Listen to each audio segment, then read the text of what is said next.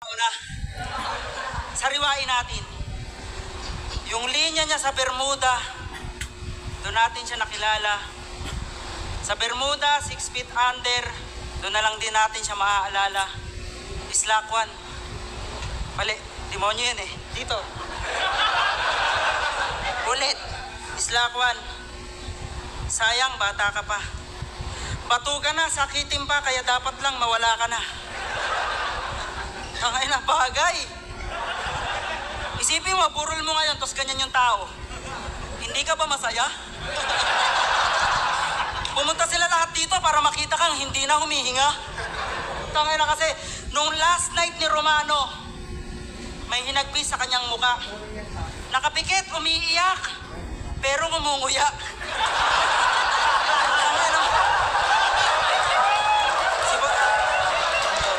Tawa si boss siya, may sabi nun eh. Tangay na. Akala ko pa naman, tapos ka na sa ganung punto. Well-rounded yung bilao, binatil niya yung puto. Ano mo? Ganto daw itsura ng anak pag mabangupukin ng nanay mo. Sanayan lang yan, gago ka ba? Basurero tatay mo. Ang sinabi mo yan nung quarantine. Tanong ko lang, hindi to lait. May itsura yung asawa mo, ba't yung anak mo ang papangit? Tangina, ang dark ba?